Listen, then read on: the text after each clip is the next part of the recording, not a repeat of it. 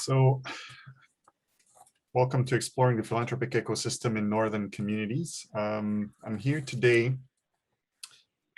to present a project rather than actually the results. So this is at the very early phases of the project, contrary to April, who's been actually quite advanced, more advanced than we are in the process of her research. Funded by PhiLab, and I think April have more funding as well. You could correct me later on, April. So, well,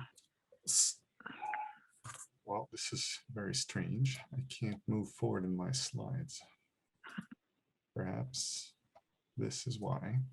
So the team research is composed of myself, Dr. Natalia Brown, François Bois, and Grace Adam, which is a PhD candidate at Carleton University, and Dr. Bois as well from Carleton University. So the project, if you could see a little bit, is still very much a work in progress because of the timeline that we're at. And so we're at the fourth. This was accepted 4 or 5 months ago in January. And so we got the approval there to move ahead. And so we're in the first phase of the project. So we're at the very early phase and ongoing. So here's a bit of the background rationale behind the project. The idea is that I had a talk with Dr. Ryan Gibson, who focuses on rural philanthropy. We had a talk in 2019 in Vancouver. Our discussion essentially on regional philanthropy as a vehicle for regional development got me thinking quite a bit about what kind of topic I could engage further So Dr. Gibson focused a lot on this link between sustainability of rural communities and rural development strategies. And so in turn, this leads me to the idea, the emerging of the idea of looking at the distinction between rural and northern nonprofit sector, and how to sustain partnership between grant-making foundations and northern communities in Canada. The idea matured further after that with Dr. Fontan, as we talked about possible project, and Dr. Susan Phillips on the effect of COVID-19 on the sector as well. So it led to a small grant, which we obtained with Dr. Brown on the impact of the COVID-19 on the nonprofit sector in North Bay and the surrounding, which is still ongoing. And then we had subsequent meeting with Dr. Bois, which is the Ontario Hub coordinator, as you know now, and Dr. Brown. We consolidated the project as we're brainstorming about the difficulty northern communities are facing. So the effect of environment and geographical location on the presence and activities of foundation in northern communities. So some of the reflection we had was, for example, North Bay has but 2 foundations. So they are North Bay and Area Community Foundations and the North Bay Regional Health Center Foundation. So we have lots of organizations like a charitable organization here in North Bay. We also had the present very briefly of the McConnell Foundation, and occasionally we have the Ontario Trillium Grant Foundation present here. But the reflection was based around the idea that these are punctual. The McConnell and the Trillium Grant was a punctual project happening here, not a long-term commitment to the community. And so some of the reflection went, well, we're situated, could be just geographical. Why do we have such a little amount of foundation in North Bay? Maybe it's just because we're too far away from Pearson Airport. We're actually only 337 kilometers from Pearson Airport. And that's a huge contrast with Sudbury, which actually is 380 kilometers from Pearson Airport, and they have 9 foundations. And so we were going, okay, so should population dictate the number of foundations found? This rapidly raises a lot of ethical questions, as the 2 cities, for example, have very different healthcare needs and healthcare expertise, whereby they have different community challenges.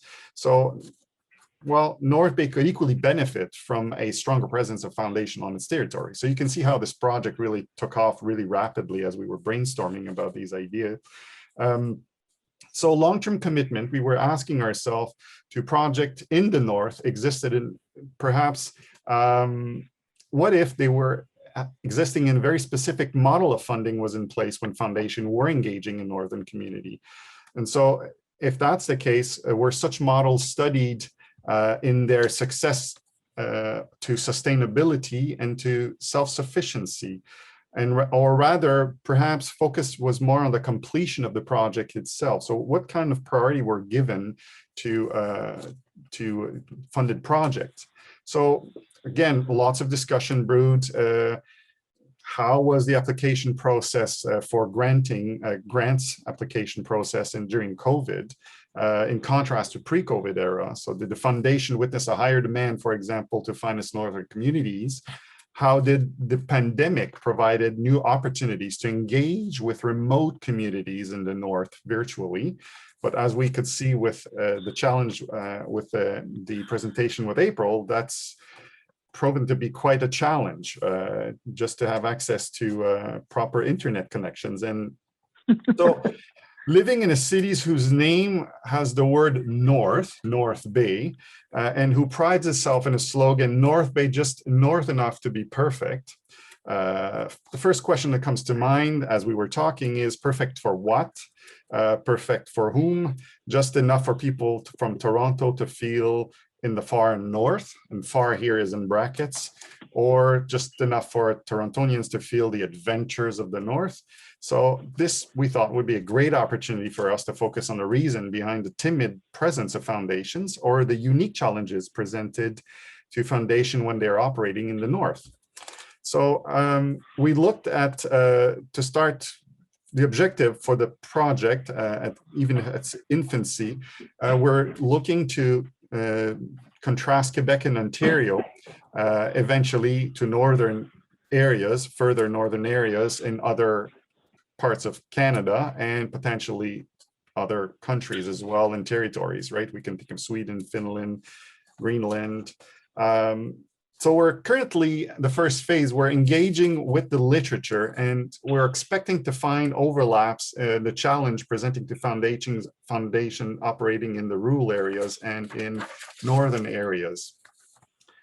So we assume that there will be a distinction between both. For example, the difference between towns such as Moose Factory and Hearst in Ontario are not confronted with the same logistic to access food, lodging, and infrastructure. So the challenges and pressures are here listed, but for further reason for this project is that northern communities have unique needs. Particularly the risk, they are at risk, the northern communities, a detrimental effect of climate change. And they are beset with aging transportation infrastructures, population decline, underpopulation, or depopulation, and also tend to lie on the disadvantaged side of the digital divide, which you've experienced firsthand today, with less access to high-speed internet, right?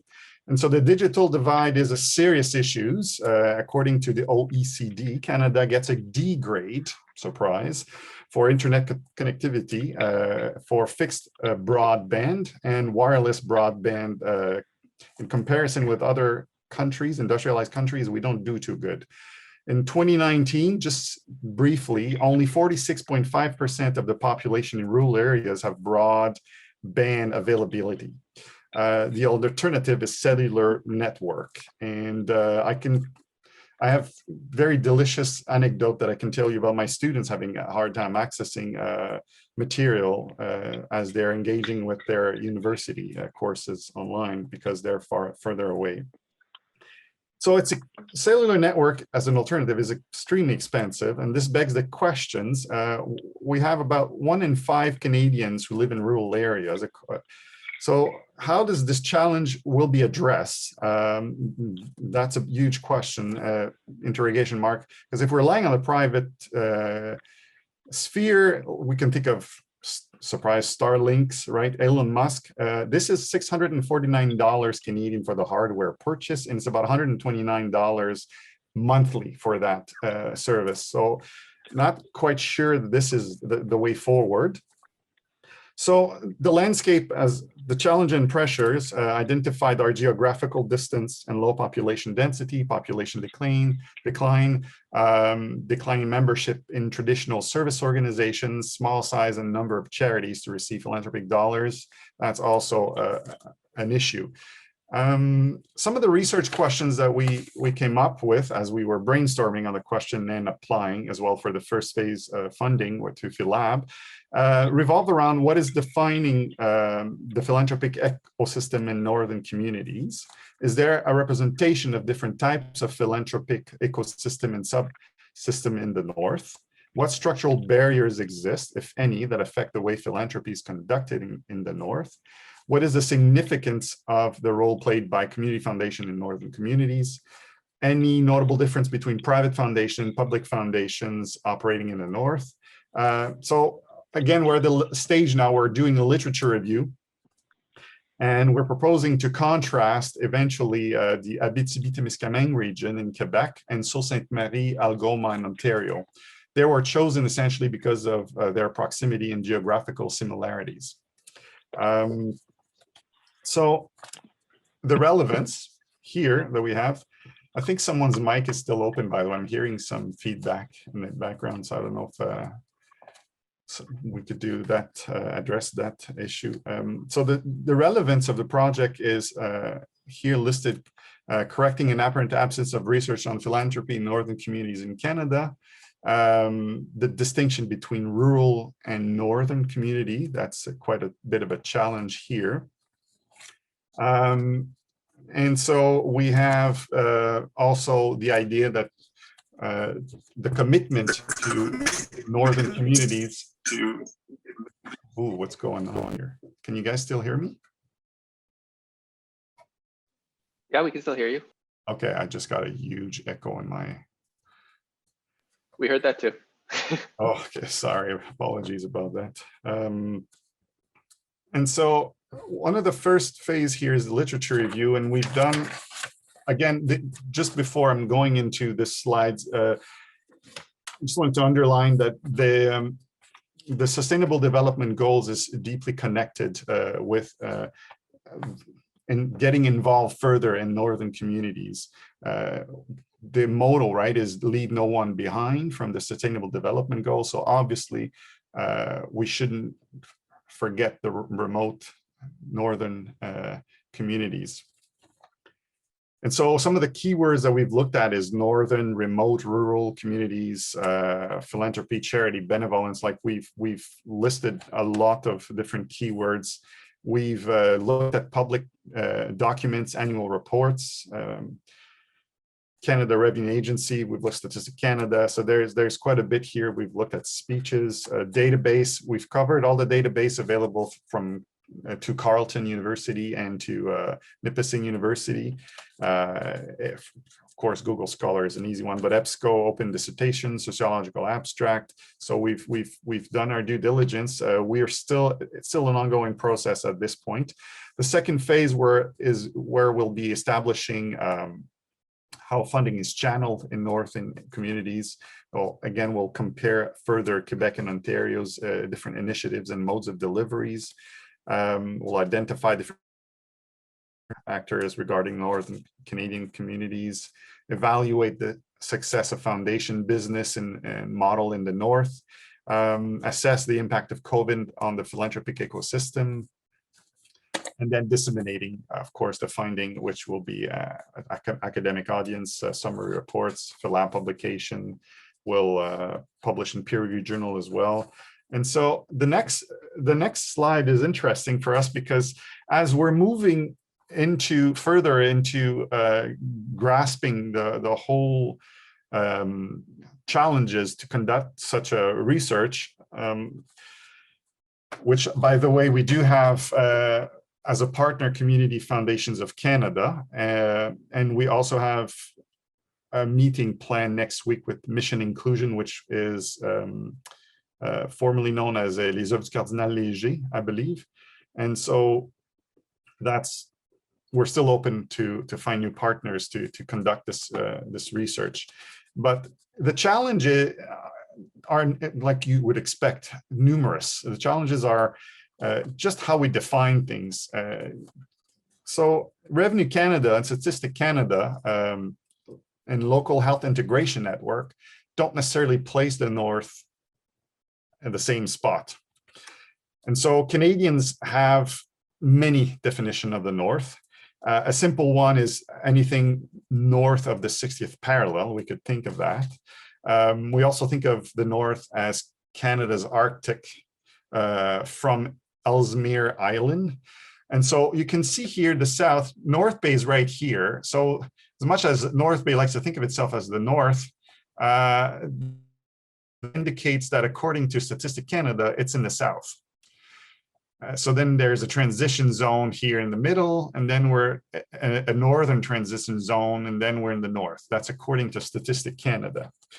But it's interesting to look at, for Montrealers, Val d'Or and Rouyn-Noranda are considered north, despite being just a few hours drive, from Montreal. So many considered Chibougamau to being north, right? It's the 50th north.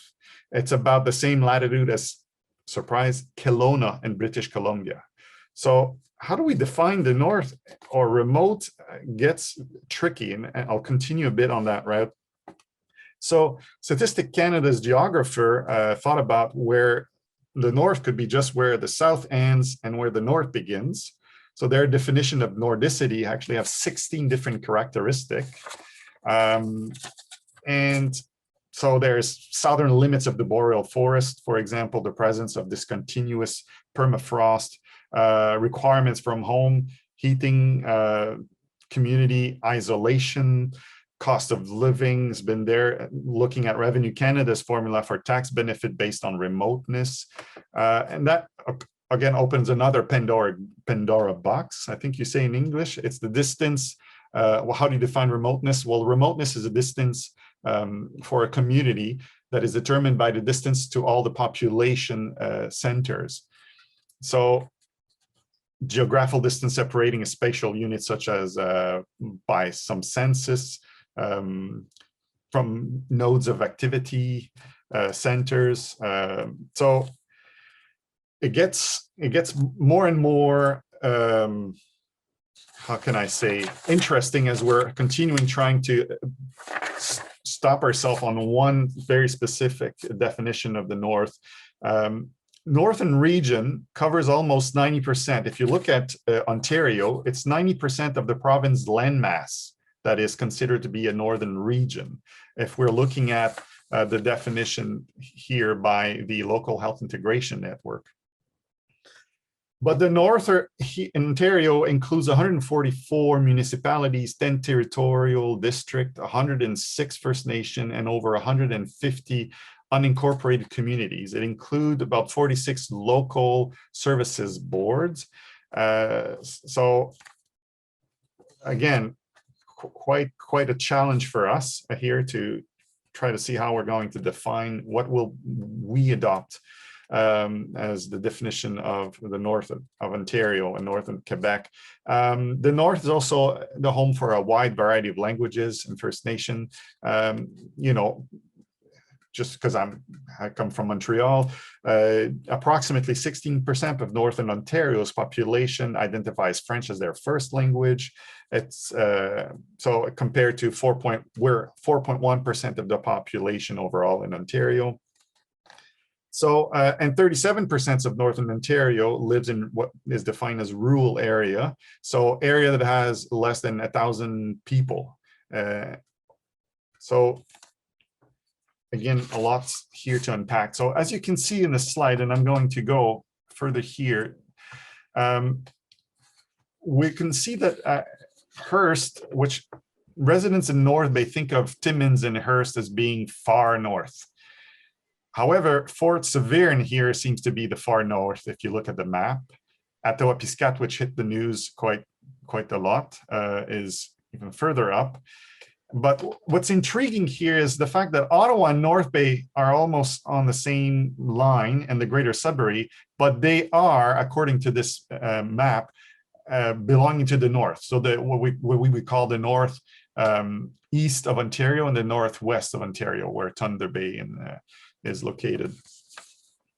But Manuel, sorry to interrupt, but yeah, if you could just wrap up in the next minute or so, that would be great. sure, I can Thank you. definitely do that. Yeah, just to further create an echo for the Quebecers who are with us. If you look at Timmins, in contrast with Quebec, it is on par with the city of Saguenay.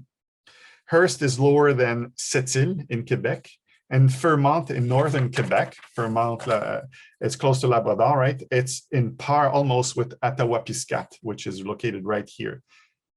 And so I will now jump into the conclusion. So the projecting, there we go. Conclusion is, to our knowledge, there's no mapping that exists regarding the philanthropic ecosystem in the Canadian northern communities. Therefore, it's the first step to acknowledge the work that is present in the north, success stories, mistakes, and how to move forward in sustainability and long-term commitment. So one initiative we could encourage is the possibility of making a grant-making foundation database on current, because I'm aware that there have been initiatives happening in the north by a couple of foundations, but it's very hard to get to those data. So if we can get that database, create a database of that sort, we can have research and philanthropic organization access the data and build on it for giving a proper picture of what's happening and how to build further. It's our understanding that Canada will inherit 780 billion in the next decade.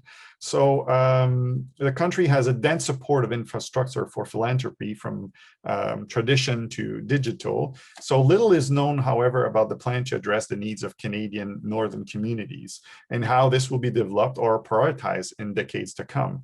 Could we see a tension between philanthropic project and government initiatives in the north as both actors seeks to further build its social capital? That's one question. Another one, and a variation of, on that similar topic, is the question is not so much on the tension, but rather, is it possible to witness further collaboration in shared responsibilities in the north by both government and philanthropic actors to expand service